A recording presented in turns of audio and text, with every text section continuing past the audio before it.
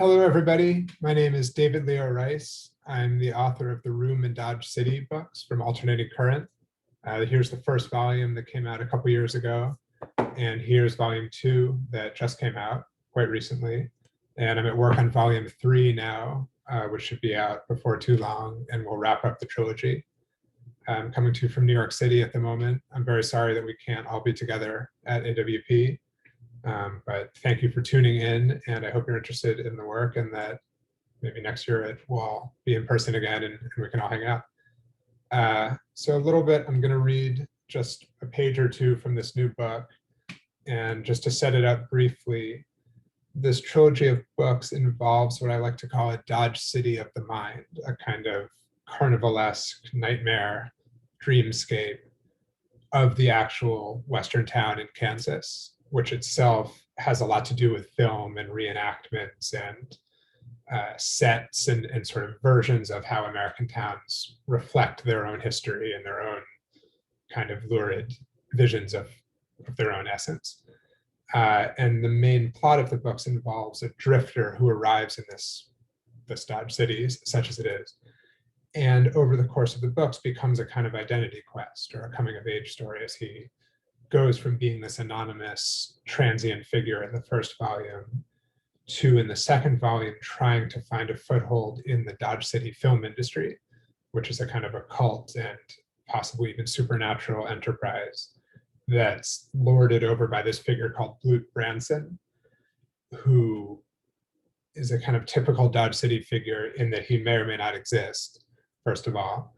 And there's a lot of like branching heresies and schisms and mysteries about who and what he is, and whether impersonators are playing him or whether certain rumors about him are being adopted into history, and involves the kind of conspiratorial and mysterious dogmas that define Dodge City and that this drifter character is trying to find a place in, while also being somewhat frightened by.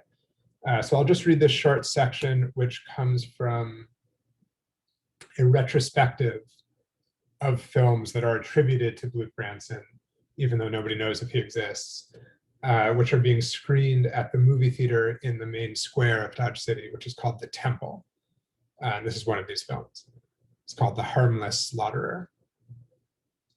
By this point in the retrospective, which has a strict no re-entry policy, meaning that all films must be watched in the gathering haze of those shown before, I'm losing track of the beginnings and endings, and my critical faculties are fading. It's starting to feel like one ultra-long film, which I suspect is Dalton's intention, assuming he's the one who programmed it. Now I'm watching a pastoral, old-timey version of Dodge City, a little shtetl-like, as Dodge City's past can sometimes seem, as if the old country were located not overseas, but deep in the heart of America. When a wanderer appears in town, stealing in under milky cloud cover just before dawn, skulking among the pastures like a warlock in a Hungarian folktale, gaunt and black-cloaked, face obscured under a wide-brimmed felt hat. The camera hangs back as he takes a few preliminary turns around the pens that hold the Dodge City farm animals, pigs, sheep, cows, and goats by the looks of it, though I have the impression that some animals are playing others, as is often the case in Branson films, since casting is 99% of directing, is one of his favorite phrases, if Branson on Branson is to be believed. After pausing in what looks like contemplation for a moment, the wanderer leans down to whisper in one of the animal's ears. As soon as he's finished, the animal, a goat by the looks of it, yawns exaggeratedly and falls over. At this point, I can't tell if it's supposed to be dead or sleeping. Dead, as it turns out. Over the next few days, the film reveals the method that the slaughterer, now that we know what the wanderer is, uses. He simply strides up to one of the farm animals on his long legs, whispers in its ear, and stands back to watch it gently, even peacefully, keel over. What's he whispering? Is, of course, the none too subtle subtext of the film at this point. The phrase itself is whispered among the townspeople, who always populate the backgrounds of Branson's films, played as ever by actual annexed citizens. What's he whispering, indeed? I whispered the phrase in my seat during a montage in which 10 or 12 animals are killed in quick succession. As this montage continues, the slaughterer, now known as the harmless slaughterer, a phrase whose ambiguity doesn't dawn on me until I reflect on it later, once the fever of the retrospective is broken, whispers in the ears of all the farm animals of Dodge City, causing them to keel over one by one until the entire stock of the town has been reduced to meat, which, according to 5 or 6 interview testimonials included in this section of the film, is the sweetest, butteriest, and most delicious they've ever tasted. Like goat lobster, says an old man in overalls with an eye patch. The only problem, of course, is that once all the animals are dead, none are left to kill. At this point, to no one's surprise, but to everyone's dismay, the harmless slaughterer departs into the same gray clouds from which he emerged. Dodge City reverts, out of necessity, to a vegetarian diet, while the memory of the meat produced by the harmless slaughterer grows in the minds of the populace, passed down through the generations in another fast montage, to the point where, according to the film's narrator, it could only be described as manna from heaven, so sweet and succulent that no latter-day flesh could ever do it justice. This latter-day flesh, once a few scraggly specimens have been culled from the nearby woods and domesticated by a cabal of desperate farmers, is stringy, tough, and gray. Worst of all, the adrenaline produced in its death throes, carried out in a cloud of meth by frantic slaughterers in the old slaughterhouse, is so sour that few Dodge City citizens can stomach it, ravenous though they surely are. The people get to wishing the harmless slaughterer would return, which, in due time, this being a narrative film, he does. He strides back into town, visibly aged, though clad in the same black cloak and felt hat as before. He gets back to work. Or he would have if he deemed any of the animals worth slaughtering, but clearly he doesn't.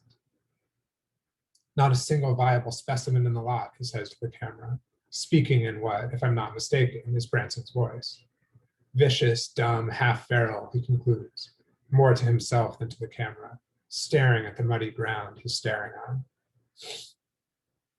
Thus it comes to be that he spends his days lounging by the fountain in Sacrifice Square, whittling a stick, speaking to no one. No one, that is, until 3 teenagers, 2 boys and a girl, cousins perhaps, creep out to where he sits and settle in beside him. For a moment, the silence continues. The tension in the temple is heavy. Then one of them, the girl, clears her throat and says, "Sir, we can't help but ask, what did you whisper to those animals all those years ago to make them taste so good?" The harmless slaughterer smiles and motions for her to draw close. High on the fearlessness of youth, she brushes her hair from her neck, breathes deeply, and presses her pierced ear to his mouth. In a close-up, he licks his lips and places them against the cartilage. Then we see his throat vibrate. In a medium shot, he leans back as she falls dead with a relaxed, slightly lewd smile on her face. Entranced, unable to stop himself, one of the boys submits to the same fate, falling on top of her. Then, this is clearly the climax of the film, the third boy leans in to listen to the harmless slaughterer's message. But instead of falling over, he smiles, deviously, wipes his ears with his palms as if to cleanse them of grease or oil, and kneels on top of his dead friends or cousins. For a moment, he prays. Then he begins to eat of their goat lobstery flesh, tearing into their necks and bellies with his teeth and fingernails, while the harmless slaughterer watches from above, neither perturbed nor impressed. The meat looks soft and supple, like slow-cooked pork, and I don't mind saying that I experience a pang of hunger here in the temple. When he's eaten his fill, the boy looks at the camera, motions it in for a close-up, and says, lips covered in blood, "And this is one of the innumerable ways in which I became Blut Branson, uniquely vested as I am with private knowledge of God's will, and the inner strength to utterly disobey it."